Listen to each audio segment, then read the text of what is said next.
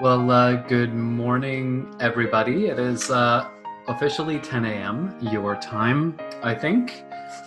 So again, I always marvel at the fact that it's 9:30 at night here on the west coast of Canada.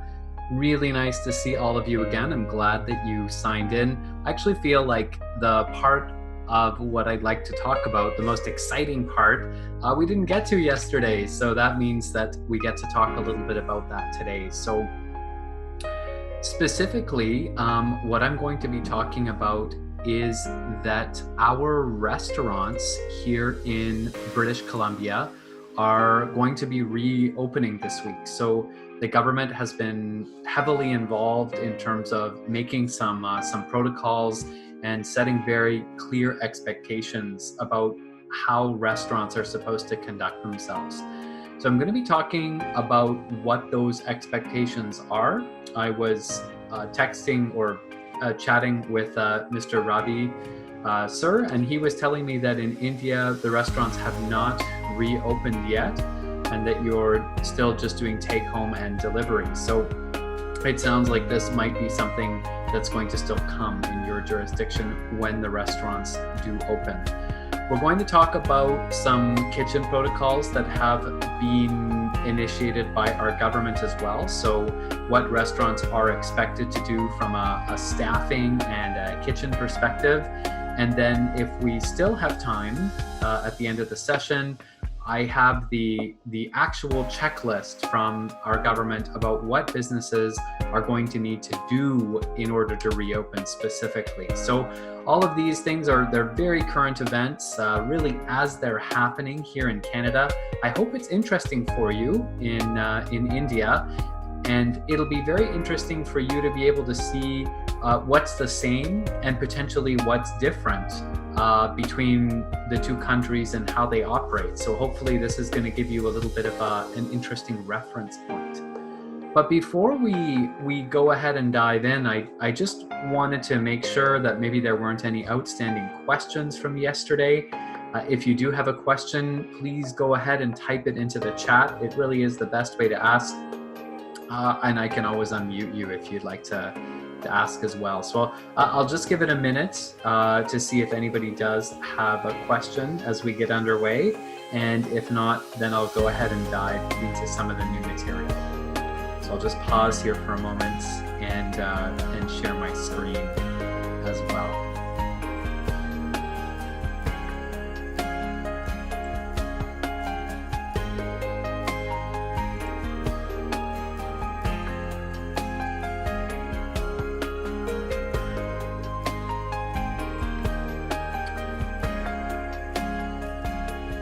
So I don't see any questions coming through on the chat, which is quite all right. Again, just opening up with a picture there. You can actually see, because you were here yesterday and you got a close-up picture of my dogs, that they are in the far left-hand corner. And I don't know if you can see my mouse if it comes on your screen when I'm sharing my screen, but the little dog is sort of just on the rock, and then you can just see the big dog, her tongue hanging out of her mouth, panting there, right in the far corner of the screen. Not that that has anything to do with COVID-19 and the hospitality industry, but it's a nice way for us to get to know one another. So, picking up on where we left off yesterday, what will change for restaurant service?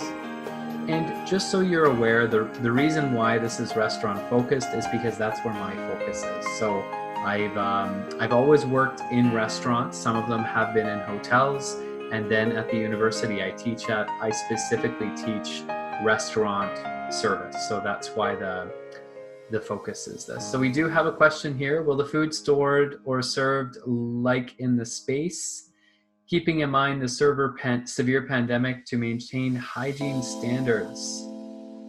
So thank you, Sarthak, for your question.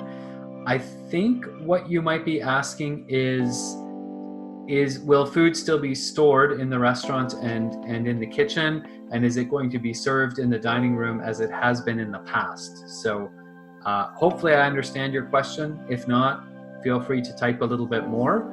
But in answer to that, yes. So restaurant dining rooms here in British Columbia, Canada are going to open up tomorrow. And the government has put some restrictions on that. The food will still be ordered and stored and prepared in the kitchen as it has been in the past, with some additional protocols and cleaning procedures. And we're going to talk about that a little bit more as well. So we talked about there's going to be lower volume in restaurants. We talked a little bit about etiquette, and I'm going to get into that a little bit more here. How service is perceived. So once again, what used to be polite is no longer going to be considered as polite. People are going to be much more concerned about their safety and how the server is conducting themselves, okay? And then the reservation and communication process is going to change as well. So what I mean by that is, especially in very nice restaurants, normally when you make a reservation, that is confirming the start time of your meal, but it's not confirming or referring to the end time of your experience. So some people dine over the course of 1 hour, some people dine over the course of 2 hours, and sometimes people will stay for a very, very long time. And the restaurant doesn't necessarily know that before the guests arrive. And what I see, or what I believe is going to start happening here, is that guests are actually going to be given a beginning time and an ending time for their reservations, because restaurants are no longer going to be able to have people waiting, right? They can't have a crowd of people at the front door waiting for tables, or they can't just stuff more people in the bar offering them a drink while their table is being prepared. When people arrive, they're going to need to have somewhere to go that is safe and that is going to prevent them from crowding. So I think that the customs around reservations may be quite different than what they have been in the past. And I think that that is going to have financial implications for an establishment, but I don't know which way it's going to go, because in one sense, this will prevent some guests, and I don't know if you've heard of this term or you use this term, but the way we casually say it here is that people are camping, okay? And what that means is it's referring to guests who they've finished their meal for a long time and they just keep sitting at the table and they don't leave, okay? And if we have beginning times and end times to reservations, that is going to prevent those people from taking up tables while they're not spending any money. So that could actually be a benefit to the restaurant. I think where some challenges could come in for restaurants is that when people stay for a long time, most people, it's because they are ordering food and drinks. And most likely it's alcohol as well, which is a great source of both revenue and profit for the restaurant. And so if people are enjoying themselves, if they're having a nice evening and they're wanting to order more drinks or an expensive bottle of wine, having a time limit could have a major impact because now we're taking away those people's opportunity to actually spend money. So some thought is going to need to be given to that process. So here we go. This is the slide that I find particularly interesting. And these are the recommendations from the British Columbia government for restaurants as they reopen. So I'm just going to go over these points with you one at a time. Okay, sorry, I'm just getting a text here from Mr. Amit Sir. So food delivery has been asked to start from the authorities from today in Chandigarh. So good news, at least for food outlets and their employees and food supply vendors. Absolutely, that is very, very good news. And I know that here in Canada, the takeout has been very popular.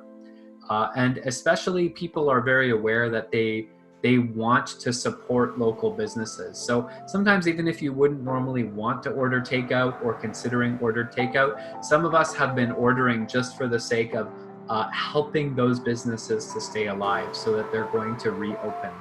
We have had a few restaurants announce that they won't be reopening, that they've gone out of business, but hopefully the majority of them will survive. They've been receiving quite a bit of government support as well. So the first recommendation is that water is going to be self-service. So what that means is a water jug perhaps is placed on the table, and guests are going to pour their own water throughout the course of the evening, or water glasses are filled before the guests arrive, and then water is left on the table. So this is a very big departure from a formal service environment where we would always be going around as servers, observing any empty glasses, going ahead and refilling those glasses. So that is something that is no longer recommended. Okay, so for somebody like me who's been doing this for a long time, these things are very challenging because they're ingrained, right, in how we offer service and in the formality of the service that we're offering. So now, if we were to go and pour water, people may view that as being very inconsiderate and potentially dangerous.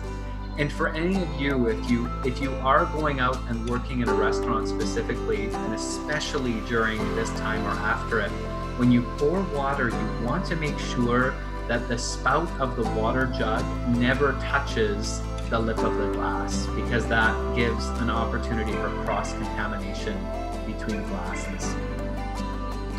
So no amenities or buffets.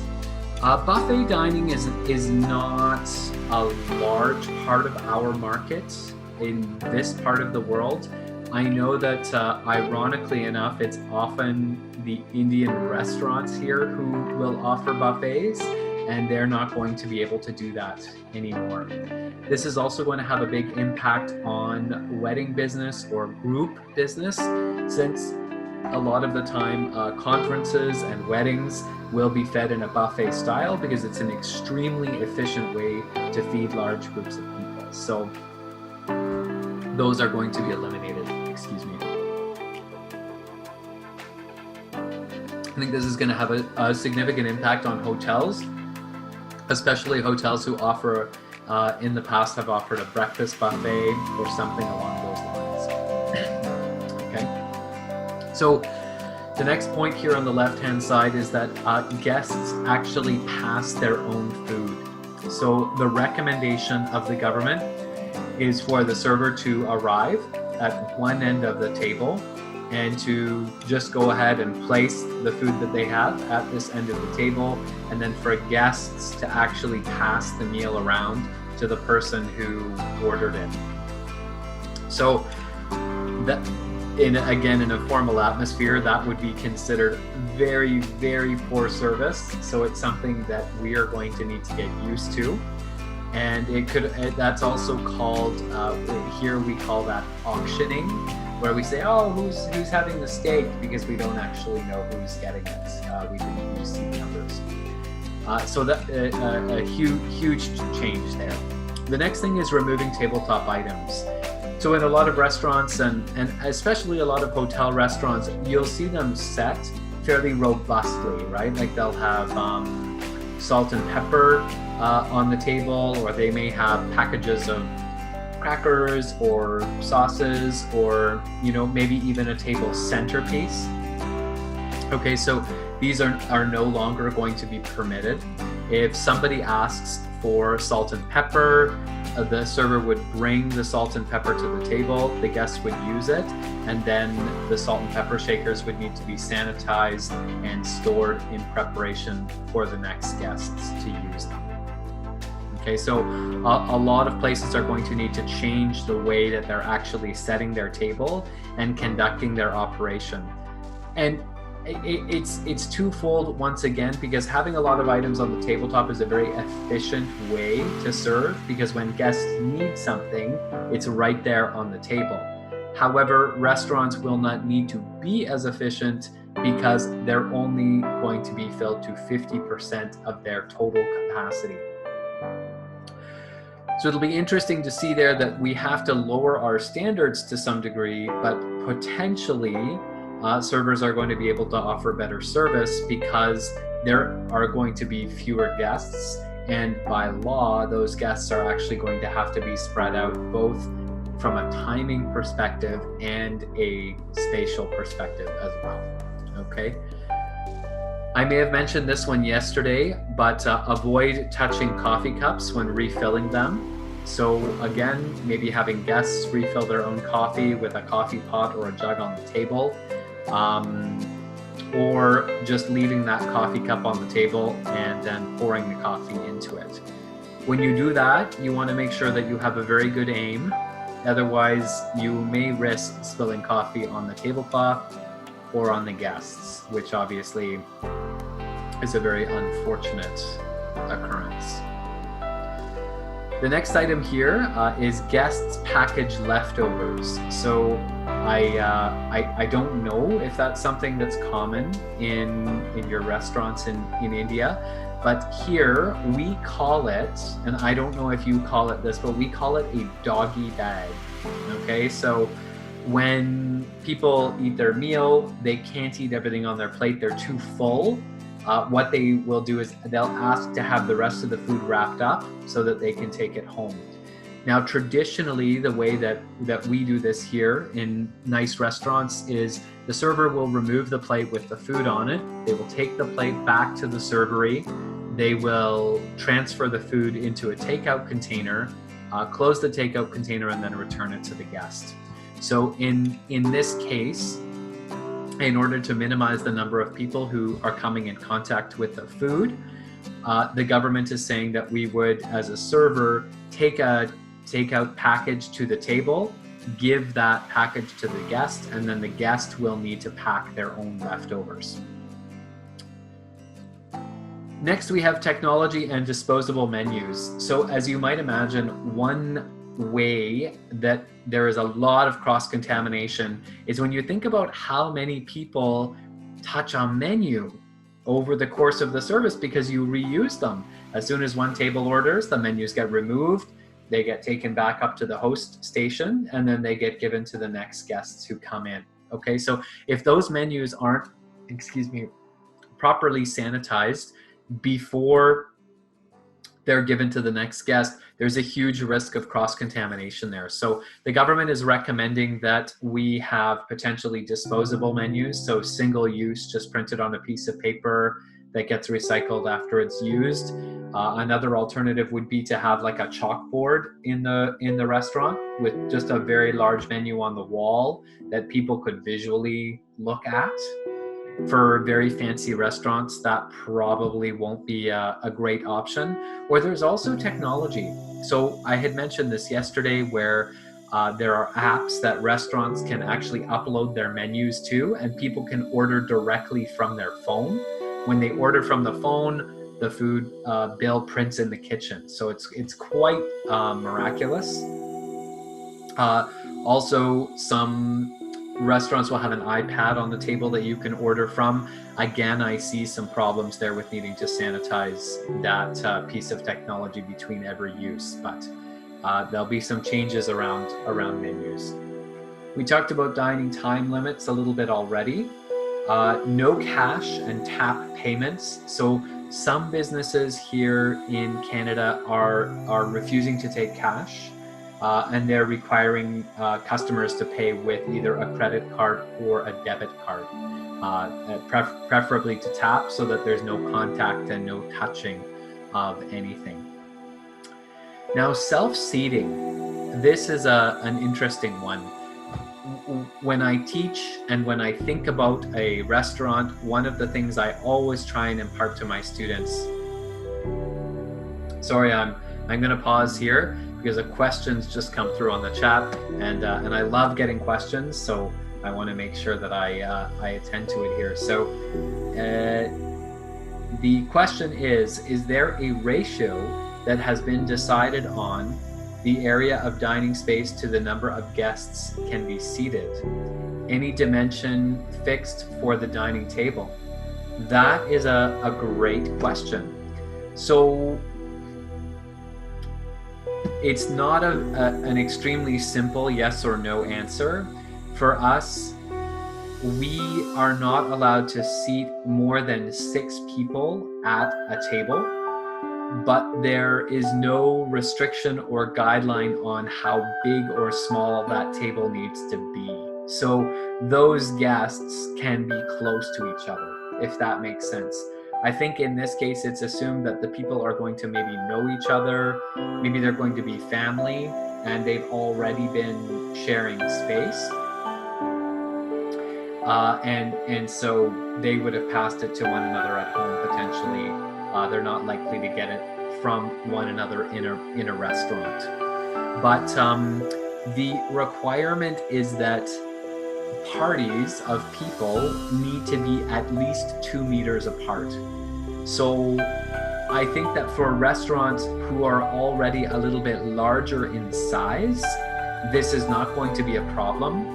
But here we have some very tiny restaurants, especially in the cities, where they have these tiny tables and you kind of sit there a little bit scrunched up. And I think that there's going to be a significant impact on those restaurants because all those parties now have to be 2 meters apart, which is significantly more space than is there now. So in either case, a restaurant cannot exceed 50% of its legal capacity. So every restaurant here, the government has licensed it to have a certain number of seats, and they're not allowed to fill more than 50% of those seats. So if a restaurant is licensed for 50 people, that means that 25 people only can be in that restaurant at any given time. And I think the qualification for that is that those 25 people would have to be sat in parties that are at least 2 meters apart. And that's going to be very interesting because I've worked for some large restaurants where we are constantly shifting the floor plan because we're turning tables for the next seating, trying to accommodate different size of parties. Sometimes the tables are close to each other, sometimes they're far away. Restaurants can't do that anymore. They actually are going to have to plan to make sure that they're going to be setting up those parties. I think they are required here that if the furniture is not bolted down, they're going to have to remove the furniture. And if the furniture is bolted down, they're going to have to prevent people from sitting at it with signage or things like that. So hopefully that answers your question. Thank you so much for asking it. I'm sorry I advanced here unintentionally. We've got a couple of more questions. So yes, sir, in technology restaurant, they're having iPad on tables. We can customize our food though with the help of the iPad. Yeah, that's, I've never actually been to a restaurant that has an iPad on the table, so I haven't experienced that, but that's really cool. So I think that as long as there's an appropriate sanitization procedure for the iPad between every use, it's probably an acceptable way to go. Someone has said we can also use QR code cards that the guests can scan and order from their phones to avoid any kind of contamination. That's a great idea. I can see that each menu item would have a little QR code, and then you just go ahead and scan it and away you go. So there's a huge opportunity here with technology. Where, as I said yesterday, I think where people would have been a little bit cautious about it before, now we're embracing it as a solution to it. Let's see here. So declining service. And what I mean by this is I realize that those two words aren't necessarily clear. But what I'm saying is that restaurants are not going to be able to let anybody in who is showing any symptoms of sickness. And that's a big change for us in this industry, because in hospitality, we are trained to please. We are trained to say yes. We are trained to make people feel special and to accommodate them in any and every way that we can. And in this particular case, we are going to need to have policies in place to turn guests away if they are showing any signs of sickness. And there's going to be a lot of social pressure to do this. If a restaurateur is allowing somebody to come in who's coughing or sneezing or has a runny nose, other patrons in that restaurant are likely to be quite upset, and also that restaurateur is jeopardizing the safety of their staff. And right after declining service comes sickness policies. So I don't know about you, but our here, usually when people are sick with a cold or something like that in a restaurant, they often just continue to work. You know, I know that technically I am supposed to say that of course they wouldn't be, but the fact of the matter is that usually they do. And this can't happen anymore, right? The restaurants can't turn a blind eye to this. And I know that some establishments are going to have temperature checking in place. So when staff begin their shift, they're going to have their temperature checked. I don't know if restaurants will undertake that for guests as well. It seems very inhospitable in a lot of ways, but that is also a possibility as well. So someone's asked another question here. I'm just going to read it out loud. Do all of these changes also mean that the food safety inspections would be conducted on an even frequent basis? So that's an interesting question, because I think here safety around COVID-19 is actually considered a different issue than traditional food safety. Okay, so I think, and I know that for us, I don't know if we have the resources to increase the number of inspections that happen around food safety. We have two different agencies that look after these different things. So food safety is looked after by what's called our health authority, and the procedures around how to handle COVID-19 are handled through a different organization called WorkSafe BC. So I don't necessarily know or think that the food inspector is going to be looking for COVID-specific procedures. And I know that sounds really silly, but it's one of those things in terms of the strangeness of how government works. You know, in the government, this person does this thing, the other person does the other thing, and they're looking for one thing specifically. So I would be interested to know if that's the same or different in India, and if in India the food inspection will increase more so as a result of this. Even all of these policies and procedures that I'm showing you here, the government has openly admitted that they do not have the manpower in order to enforce them, but that they are requiring businesses to adhere to them. So dining room layout, someone had asked a great question about that, and then guest education. So guest education, I think, is going to be just so incredibly important as we start reopening restaurants after COVID, especially because each restaurant is going to operate a little bit differently as a result of these changes. And it's really important for guests to know what is expected of them before they arrive, so that they're not arriving and then, you know, going in a direction they shouldn't go, or they're not waiting somewhere where they shouldn't be waiting that's creating a traffic jam or things like that. So as part of the reservation process, I think it's going to be very important for restaurants to be communicating with guests ahead of time about what they should expect. What do they do when they arrive? Where do they go? How do they expect to be treated and seated and that sort of thing? And are there any requirements that guests need to adhere to? So that is going to be critical. I also think it's going to be critical for servers to take a more educational approach in their service style and to explain to guests why they're doing what they're doing, okay?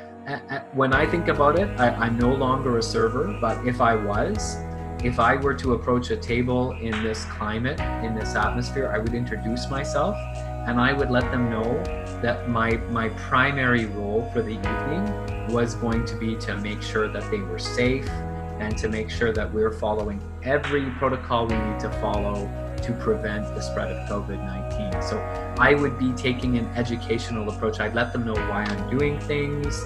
I'd let them know what they can expect. Okay, so I would be there to guide them through the experience. And I think that that's something that we're really going to need to focus on in a service style to put people at ease. Okay. I realized that I had a question, and I got distracted from this one bullet, so I'll finish that one on this slide here. And it is self-seating. So what the government is recommending is that when guests arrive in a restaurant, they're going to come to a host station, and that there be like a plexiglass window at the host station separating the host from the guests. And the government is recommending that the host no longer take the guests to the table, that the tables have large numbers on them, and the host would simply say to the guests, we have you at table number, whatever it happens to be, table number 20. Please, it's just on your left-hand side. Please just go in ahead and seat yourselves. A huge change, right? The way people are received in a restaurant is so important, and the host plays such an important role in terms of guiding them to their table. It's considered so inhospitable just to direct somebody to go and seat themselves, but that is potentially a reality that we are looking at. So those are some of the major changes. We have another question here that I will just read off the text. So one, if we are going to put a reservation rider of start and end time, till what time will the reservation be open for guests who does not arrive on time? In India, ironically, a reservation made is considered as a carte blanche to arrive anytime. Wow. Having visited India, I'm not surprised to hear that, but at the same time, I am surprised to hear that. In Canada, it's so different. Here, if you make a reservation, it would be expected that you would arrive probably within about 15 minutes of the reservation time. So from a cultural perspective, I don't know how you will handle that. I would imagine that it could be quite challenging. This is a major shift, a major change for people, and it would be about education. So when someone is making that reservation, it would need to be clarified with them that the reservation is for a specific time, or the restaurant would need to manage it. So they would basically need to take a lot less people so that whoever's made a reservation can arrive at any time they would like to arrive. That's a great question. I think, one of the things that's being discussed here a lot is violence, because people, patrons and guests become so angry that things have changed. They're afraid, they don't understand what's going on. They're used to being catered to in a more accommodating way. And so workplaces have had to really increase their policies and procedures around violence and guest acting in violent ways to employees. So this, I think, leads itself to that a little bit, if that's such a significant change. Hopefully, though, if all restaurants got together and made that change together, it would give them a lot more weight. So for example, here in BC, we have what's called the BC Restaurant Association, and it's a group that includes most restaurants in the province, and it's a way for restaurants to act together as a whole. And I think that might be one way to help address that in this case. Great question. And I appreciate you bringing that up. That's part of this conversation, is about imparting cultural understanding in both directions, and that would have never occurred to me. So it's very, very different. than it is here. Okay, so I am, this slide says the new single most important trait for servers. That trait to me is the ability to have alternatives to no, the word no. Okay, so this is a very important trait at the best of times. Whenever somebody asks me something that I'm not able to do for them, I don't say no. What I do is suggest alternatives. How about we do this or this, and potentially even give the guests a choice about what those alternatives are. Because we're going to have a lot more rules in restaurants and people aren't going to like that.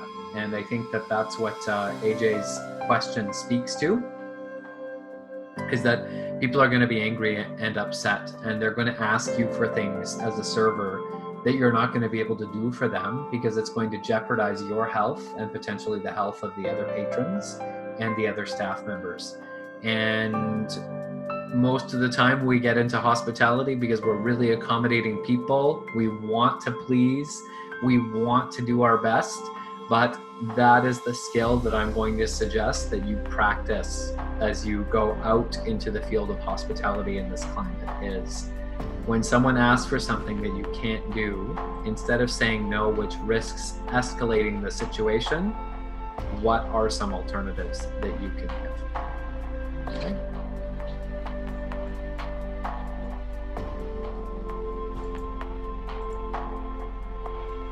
Okay, so we are moving along here to kitchen operation considerations. So again, these are guidelines that have been initiated by our government, and they're saying that in the kitchen we need to have physical distancing. And I think in some restaurants that is going to be easier than in others. I would imagine this is also the case in India. Maybe hotels have larger kitchens, but here in Canada, it's very varied in terms of the size. And some kitchens are teeny tiny. It's a miracle that they can produce the food that goes out into that big restaurant. So the government is saying that ideally people need to be working 2 meters apart in kitchens. I think that this could create the need for restaurants to re-engineer their entire menu and how they're going about food production, potentially. The government has said establish separation between stations. So different stations, whether that be the saucier or the grill cook or the garde-manger, government would like to see a lot of space and or plexiglass barriers between these different areas of the kitchen, which would help to contain any specific areas of contamination. Okay. Limit the number of staff in the food preparation area. So again, with restaurants only being able to take 50% of their capacity, chances are they're not going to need as much staff either. What this means is that if in the past, front of house staff or servers would go and maybe spend some time and socialize a little bit in the kitchen, that is no longer going to be acceptable. So the control of traffic, the control of the number of people who are going in and out of the kitchen is going to need to be quite strict. I know that the government advised that if the restaurant had like a bar that serves alcohol, that actually be used as a space to transfer food from the kitchen to the dining room, because ideally guests shouldn't be sitting at the bar because they could be too close together. So that could be a space where a cook brings the food out, places it on the bar, and then a server picks up the food and carries it on to the table. Okay. I thought this was an interesting recommendation, is to create cohorts of workers who work together. And that means that if someone in that cohort were to get sick and were to pass it to the others in the group who were to also get sick, then that's only going to impact one cohort and it's not going to take down your entire staff. So as a restaurant, it would allow you to remain open. potentially. So a lot of changes for restaurants in terms of how they schedule for this, who works with who and when. I don't know about you, but usually here the schedule can get pretty confusing, and people work all sorts of different days and different times and things like that. So this would require that to change significantly. Establish directional arrows. So I don't know if this is the case in your stores and markets, but our stores now on the floor, they have arrows everywhere. So they've made like the aisles in the store one way, so you have to go through the store in a certain order. There are pieces of tape by the cash registers to indicate where you need to stand in order to be 2 meters away from somebody else. So that's what is being suggested here as well.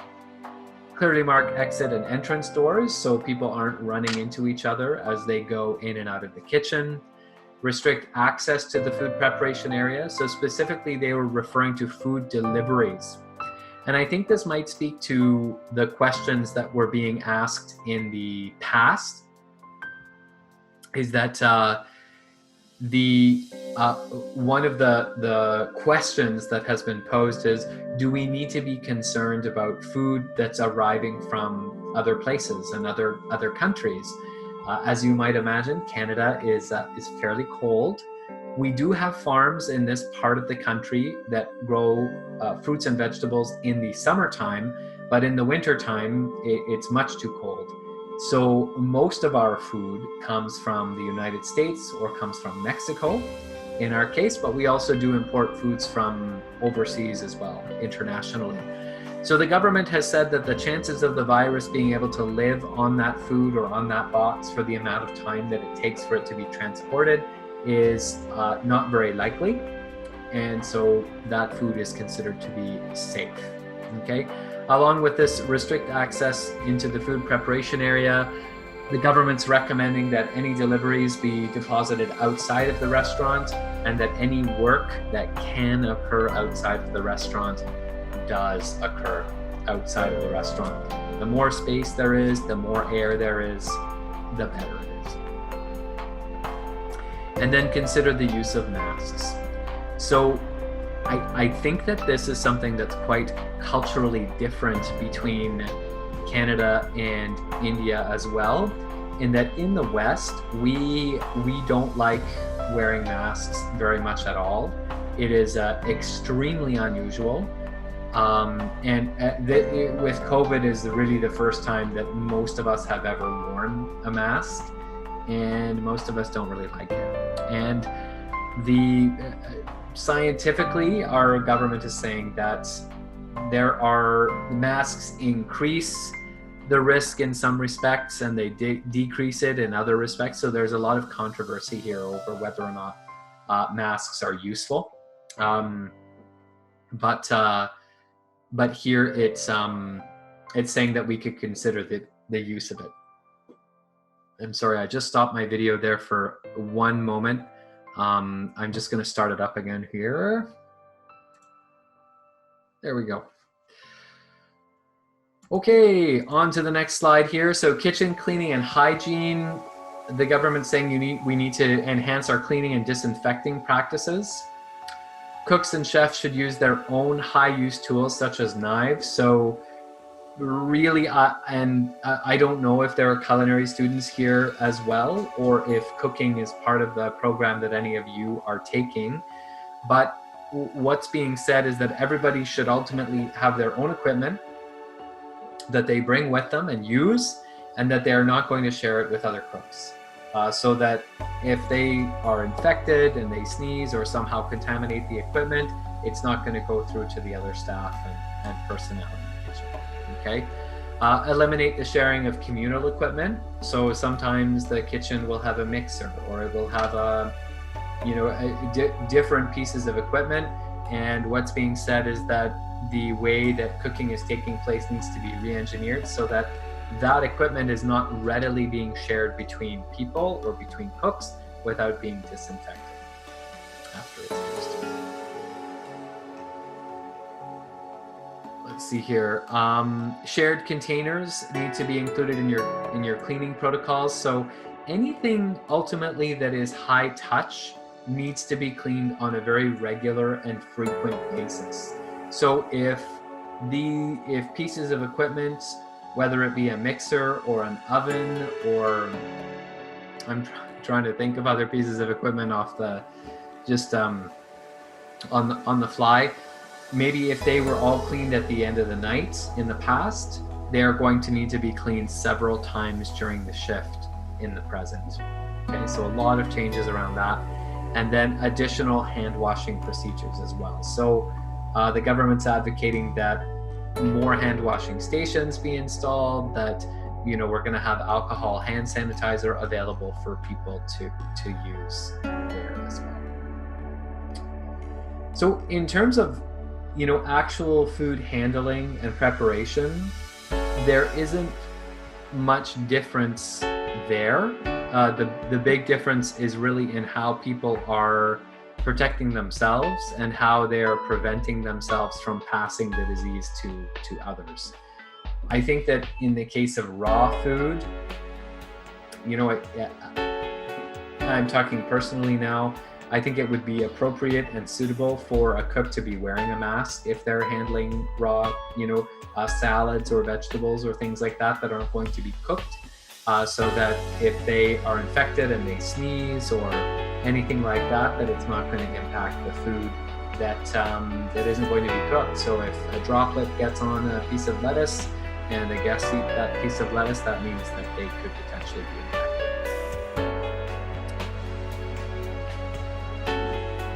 Okay, so I do have a few more tidbits that I can share with you, but if you do have any questions, please don't hesitate to ask them. We've got another 10 or 12 minutes or so, and I do love the opportunity to address your questions, so don't hesitate to go ahead.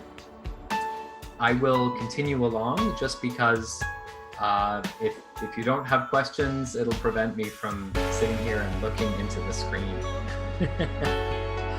Teaching over Zoom is very different. I don't get to see any of you, so I don't get to see your facial expressions. I don't get any feedback, so I don't know sometimes if the information's making sense or not, but I hope that it is. I wanted to talk a little bit about your own personal resiliency during this time and as you go back to work. And I don't expect that these bullets are going to make very much sense to you, so I'll just use them as talking points. Lots of sense. Good. I'm very glad. Thank you, AJ. So Esther Perel, the under the first point here on the screen, is a very well-known psychologist here in North America, and her newsletter had some writing on complaining and the fact that complaining can actually be a very healthy thing and a very good thing if it's done appropriately and in a healthy way. So what I will encourage you to do is if you're upset over all of this, if it's causing you concern and heartache, it is okay to complain, and it's okay to get together with somebody and complain if you need to, because it might do both of you good to get it off your chest.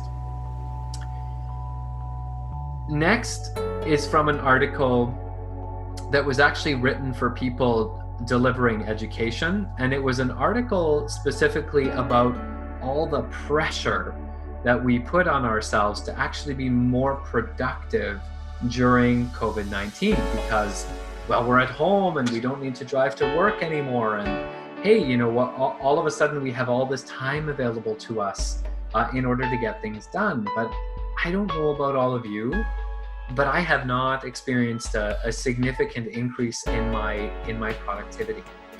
And part of the reason for that is that we are actually going through a major global trauma right now. The entire world is being faced with uncertainty. We don't know what the world is going to look like. We don't know what's going to happen to our industry, and we also don't know how that is going to impact us personally. But everybody who is alive right now is going to have this in common to talk about for a very, very long time. And so what this article says is the first thing that you want to focus on is security. You want to make sure that you have enough food, that you're stocked up, and that you're going to be okay. And the second thing is the mental shift. So actually acknowledging that we are operating in a new reality, in a new paradigm.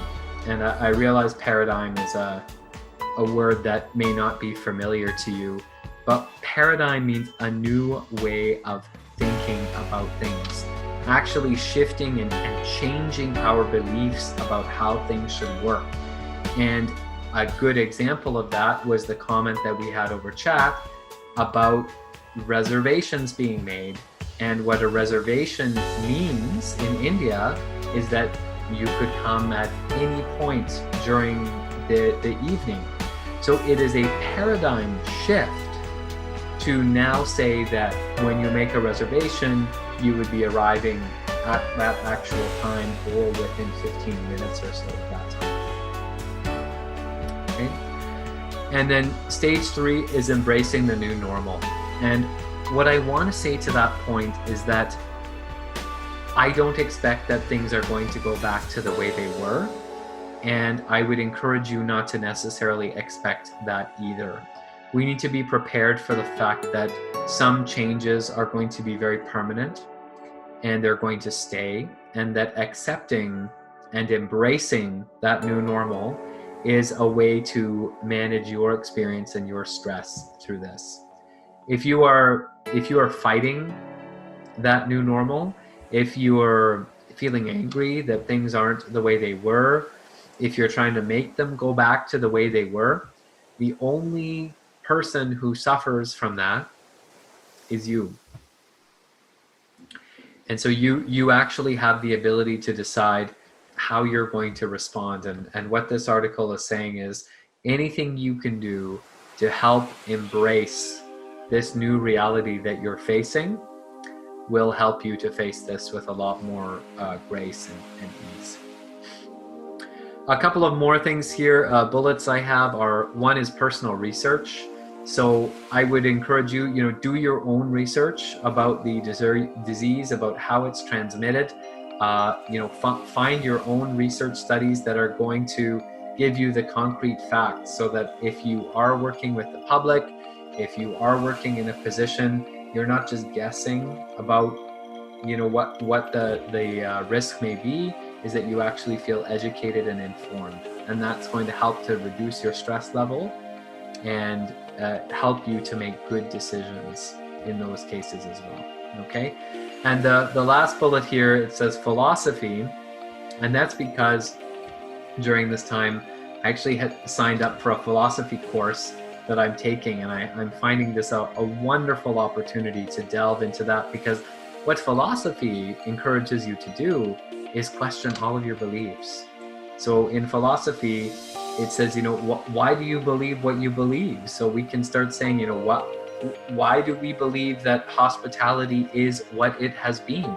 How did that come about? Does it have to be that way? Are there different ways of doing this?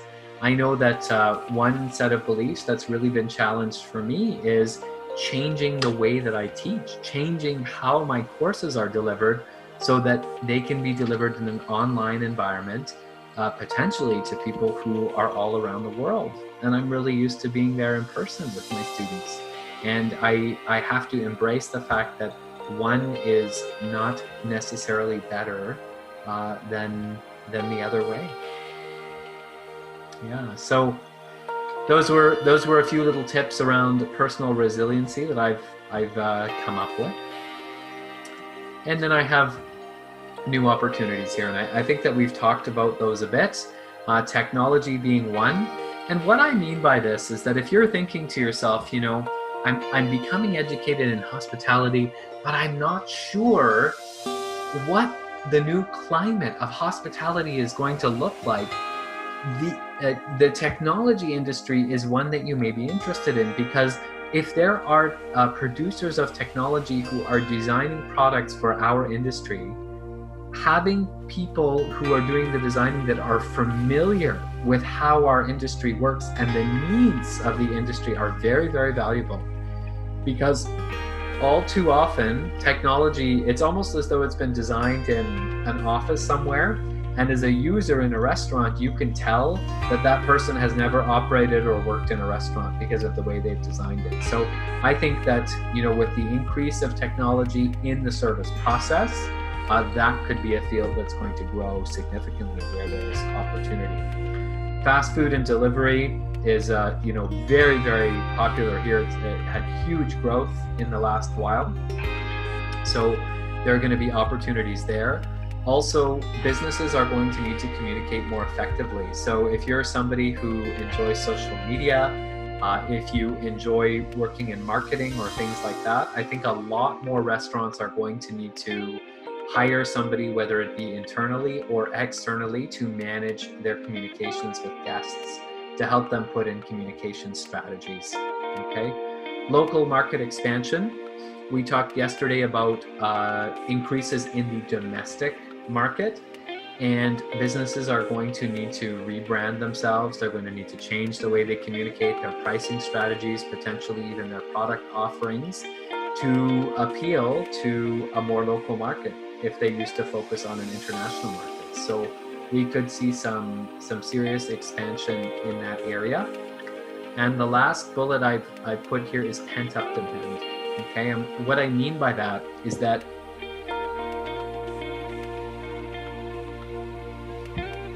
with everyone being at home, I don't know about you, but I'm getting pretty excited about the thought of going out again one day. And I think a lot of people are. So I foresee our industry bouncing back. I think people are really going to want to get out and enjoy themselves, maybe even appreciate it more than they did in the past.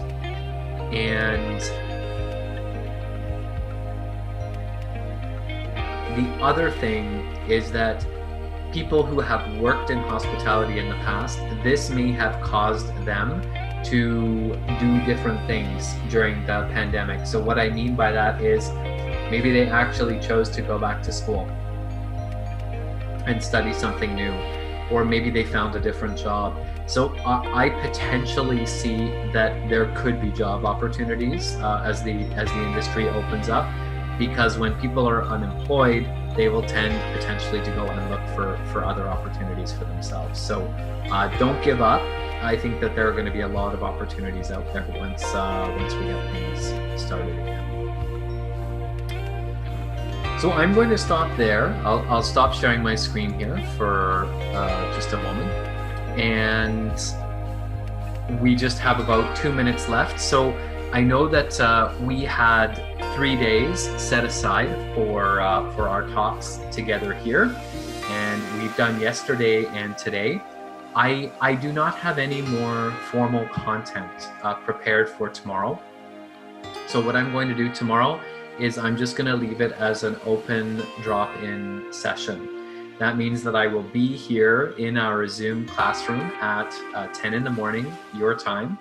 If you'd like to log in, if you would like to have a conversation, if you have any questions that you would like to ask, even if you just are interested in Canada and want to talk about that, I am more than happy to engage with you. If you have any questions about our industry or what it's like here or anything like that, I'd love to share that. But from my perspective, it is a completely optional session. I'm not going to have any information that I'm delivering to you. There's going to be nothing new over and above what we talked about over the last 2 days. So I believe it is 1 minute to 11 a.m. at your time. Once again, if you have any questions that you would like to ask, I will stay on in the classroom here for the next 10 minutes or so. I'm happy to answer them. And usually people ask this, so that's why I'm just going to say it now, that at this stage you're welcome to leave the classroom. Please don't feel any obligation to stay. Thank you so much to those of you who have privately greeted me in the chat. I'm sorry that I couldn't get back to you. Delivering the lecture, trying to talk and type at the same time is challenging. So, but I did appreciate your messages. So I hope that you enjoyed this session. I really enjoy connecting with you across the world. It really is a pleasure. And I'm so grateful that I could be of service, and I hope that this is of some use to you. So I wish you all the best. For those of you who log in tomorrow, I look forward to seeing you then. And to the rest of you, I wish you a wonderful rest of your day. So thank you so much, and namaste.